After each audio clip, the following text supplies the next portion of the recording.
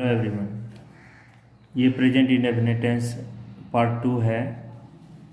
जैसे कि मैंने पिछली वीडियो में बताया था कि हम नेगेटिव और इंटरोगेटिव सीखेंगे इस वीडियो में। ठीक है, तो चलिए स्टार्ट करते हैं। नेगेटिव। नेगेटिव मतलब नकारात्मक,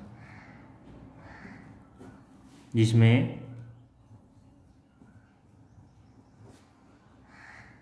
नहीं का प्रयोग होता है।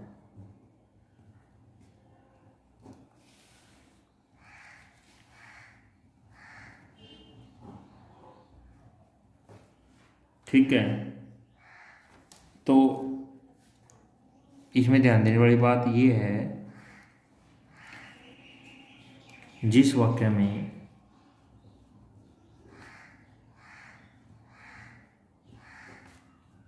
नोट आ जाए,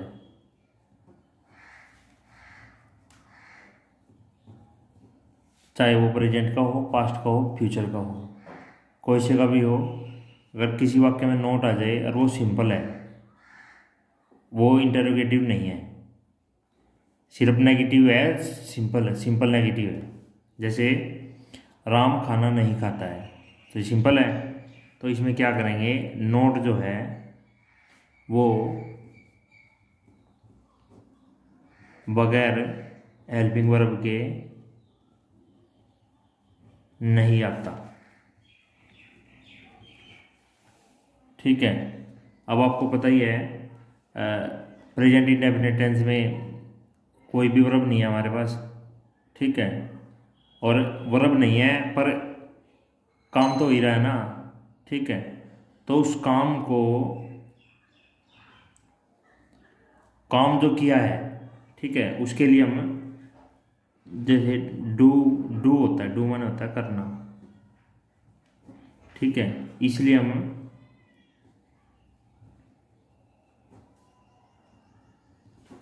डू या डज को ही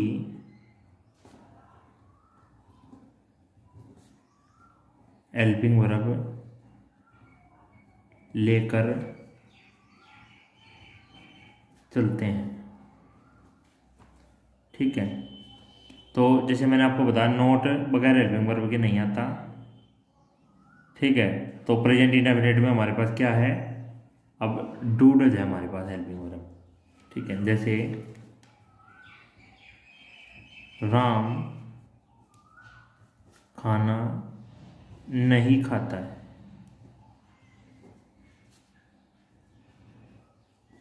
ये इंटरोगेटिव नहीं है, ये सिंपल नेगेटिव है। इसमें सवाल नहीं पूछा हुआ, इसमें सिर्फ जो काम है उसको, उसमें नहीं का यूज है बस। ठीक है, तो इसका क्या बनाएंगे, राम।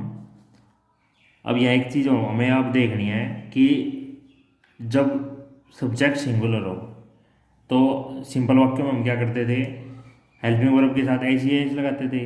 तो इसमें हमें हेल्पिंग वर्ब में लगाना पड़ेगा वो। ठीक है, हम वर्ब में नहीं लगा सकते। वर्ब में लगाएंगे तो फिर डू डज का दो हो जाएंगे। जैसे मान लो डज में भी लगा दिया मैंने और फिर वर्ब में भी लगा दो तो वो गलत हो जाएगा। ठीक है, तो यहाँ ध्यान देने वाली बात ये है कि जो अपना SEIS का रूल है ना, सिंगुलर सब्जेक्ट में हम SEIS का प्रयोग करते थे वर्ब की फर्स्ट फॉर्म के साथ। तो यहाँ पे ध्यान देने वाली बात यह है कि जब जहाँ SEIS का यूज करते थे ना हम, अब वहाँ पे हमने डज का यूज करना है। ठीक है, और प्लूरल है तो डू का यूज कर लो, क्योंकि हमें SEIS की जरूरत पड़ती नहीं। तो हमारी जो बात थी, जो मैंने बात कही थी आपको कि सिंगुलर सब्जेक्ट में वर्ब की फर्स्ट फॉर्म के साथ SEIS लगता है, तो अब सिंगल सब्जेक्ट हो गया, तो हमारी बात ये यहाँ क्लियर हो जाती है कि वर्ब की फर्स्ट फॉर्म के साथ, मतलब वैसे तो ये हेल्पिंग वर्ब है पर हमारा रूल भी तो है ना वो, कि हमें SEIS लगाना है, कहीं ना कहीं तो लगेगा ना। तो ये अब SEIS हमारा सिंगल सब्जेक्ट में हेल्पिंग वर्ब के साथ लग गया। ठीक है, तो इसमें कुछ भी सोचने समझने वाली बात नहीं है। अगर सिंगुलर सब्जेक्ट है तो डज लगा दो और प्लूरल सब्जेक्ट है तो डू लगा दो। ठीक है, अब हमें देखने की जरूरत नहीं कि एस किसके साथ लगेगा और एस किसके साथ लगेगा। तो अब बनाते हैं, राम डज नॉट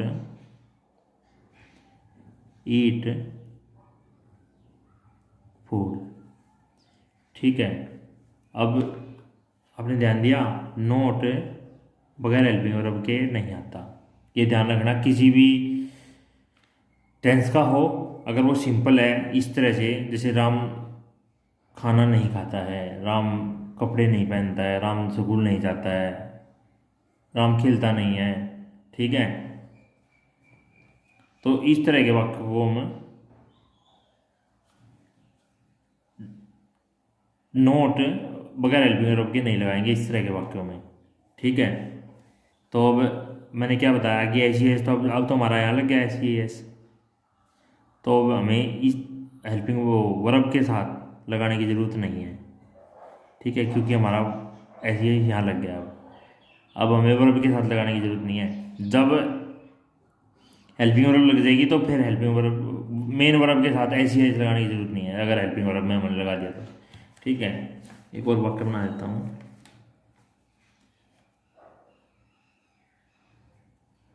वे खेलते हैं,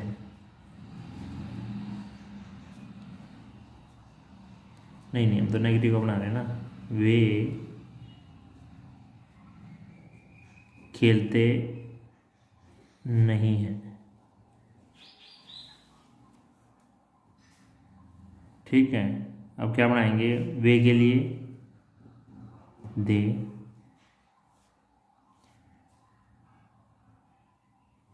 डू नॉट प्ले, प्ले माने खेलना, जैसे आपको पता ही है।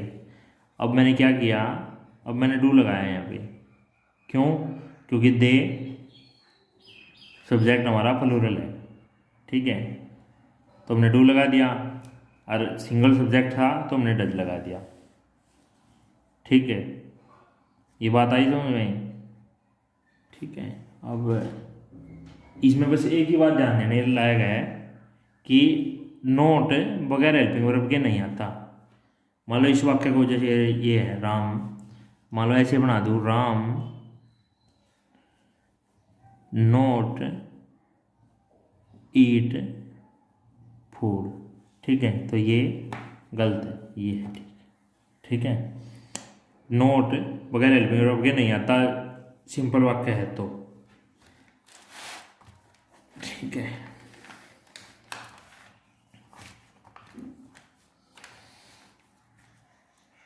अब आते हैं इंटेरोगेटिव।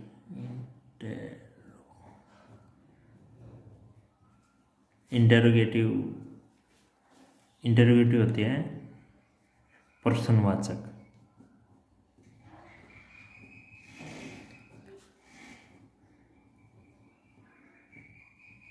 जिसमें कोई सवाल पूछा हो।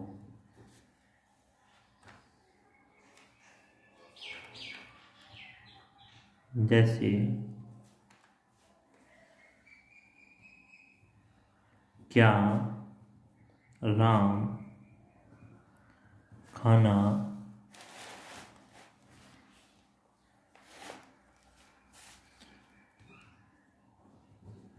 नहीं खाता है। अब इसमें क्या करेंगे, जब सब्जेक्ट से पहले क्या लगा हुआ है तो हम क्या करेंगे, जो भी हेल्पिंग वर्ब है, जैसे हमारी अब डू डज है हमारे पास हेल्पिंग वर्ब।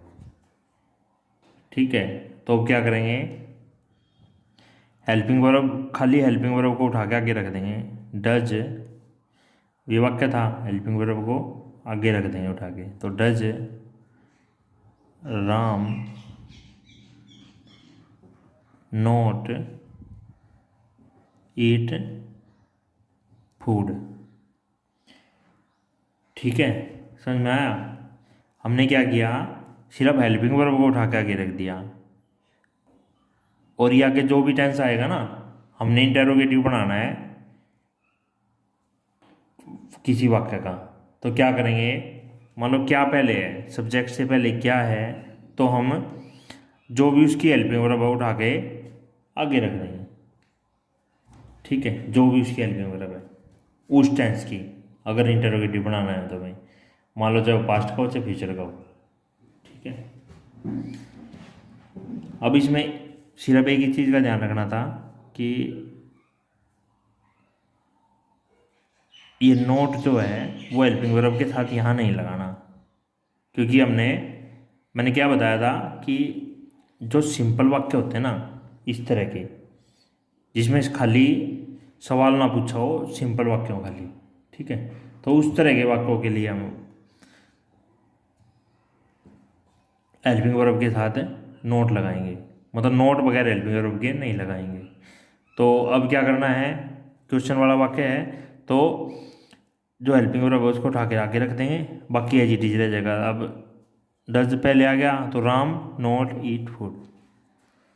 ठीक है, ये सिंपल वाक्य है बिल्कुल। ठीक है, इसमें हम एक चीज़ और ऐड कर सकते हैं,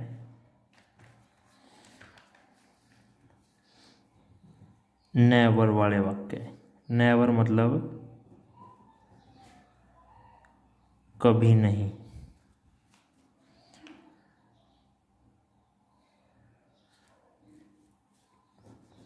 किस तरह के वाक्य आएंगे, जैसे राम कभी नहीं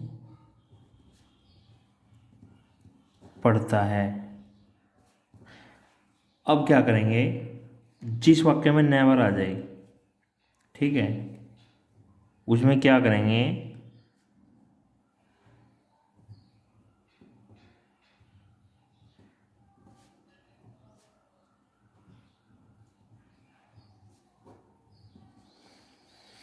जिस वाक्य में नेवर आ जाए ना तो उसमें हेल्पिंग वर्ब लगेगी, ठीक है, ना उसमें नोट लगेगा। जिस वाक्य में नेवर आ जाए, इस कभी नहीं पूरे का मतलब नेवर होता है, तो अब इसका मतलब तो नेवर हो गया, तो बच क्या गया, सब्जेक्ट बच गया और वर्ब बच गई। तो क्या बनाएंगे इसका हम, अब इसमें क्या करना है, जब नेवर आ जाए तो वर्ब की फर्स्ट फॉर्म के साथ एस ई आई एस लगेगा। क्यों लगेगा, मैंने आपको बताया, अगर सब्जेक्ट सिंगुलर है और प्रेजेंट इंडेफिनिट टेंस है वो, ठीक है, तो उसमें S C I S compulsory है, चाहे वो हेल्पिंग वर्ब में लगे चाहे वो मेन वर्ब में लगे, पर लगेगा जरूर। नहीं लगाया तो हमारा वो वाक्य गलत है। ठीक है, जैसे अब इसको बनाएंगे, राम नेवर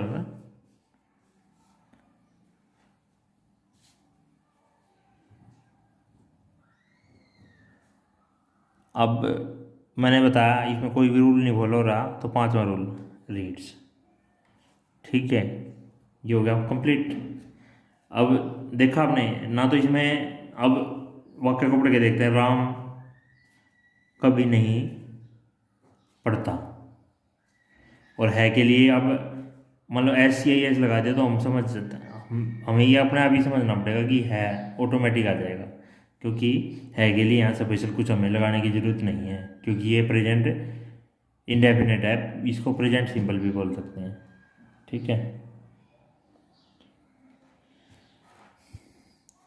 नेवर वाला वाक्य में स्पेशल ये नियम है कि ना तो हेल्पिंग वर्ब लगेगी और ना नोट लगेगा, क्योंकि कभी नहीं लिखा ना, नहीं आया हुआ है, फिर भी हम नोट नहीं लगाते हैं, हम नेवर लगाते हैं, मतलब इसका पूरे का मतलब ही एक कभी नहीं का मतलब होता है नेवर।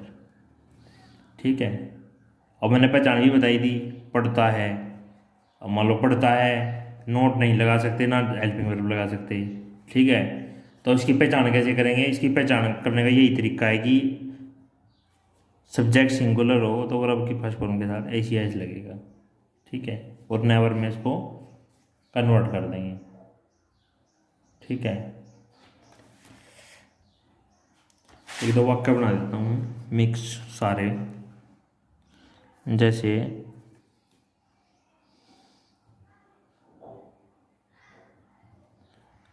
सोहन कपड़े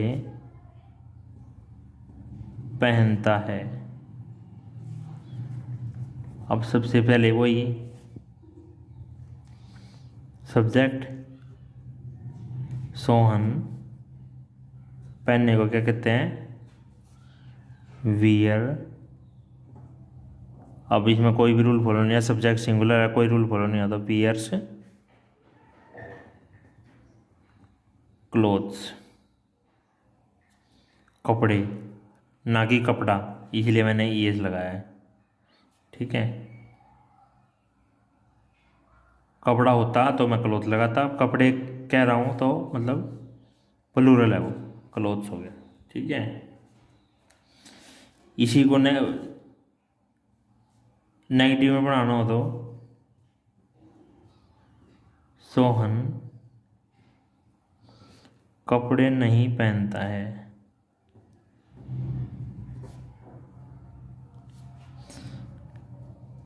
सोहन,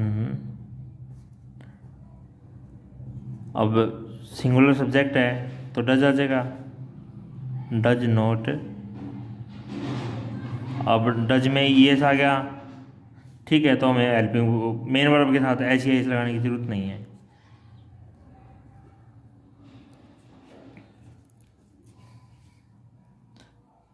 ठीक है, अब इंटेरोगेटिव में आ जाते हैं।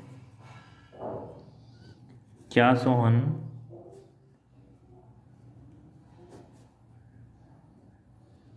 कपड़े पहनता है?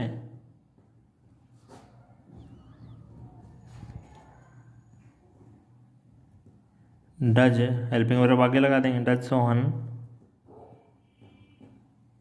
अब ये नेगेटिव नहीं है, ये सिंपल है, ये सिंपल इंटेरोगेटिव है, इसमें नेगेटिव नहीं है। ठीक है, तो Sohan does, no no, does Sohan wear clothes. अब मैंने आपको पहले ही बताया, अब डज आ गया तो यहाँ पे ऐसी एस लगाने की जरूरत नहीं है। नेगेटिव का होता है क्या सोहन कपड़े नहीं पहनता है?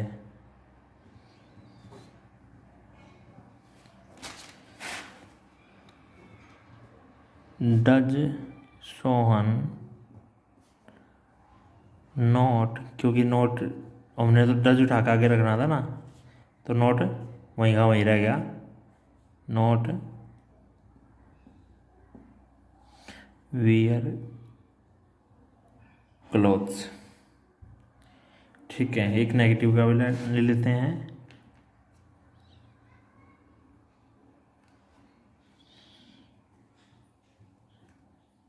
सोहन कपड़े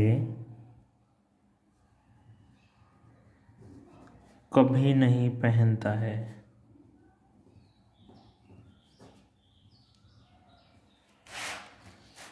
इसका क्या बनाएंगे, आप देखें।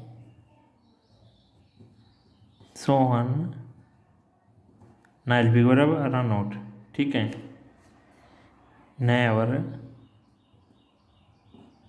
Wears clothes. ठीक है, अब ऐसे लगा दिया, हो गया क्लियर। तो ये आपका अब प्रेजेंट इंडेफिनिट टेंस क्लियर हो चुका है। किसी का कोई सवाल है तो मेरे को कमेंट करो। ठीक है, अगर कोई स्पेशल टॉपिक है और उसके बारे में आपको कन्फ्यूजन है तो आप मेरे को बता सकते हैं, मैं उसके बारे में भी एक वीडियो बना दूंगा अलग से। आई होप आपको समझ आया होगा अच्छी तरह से।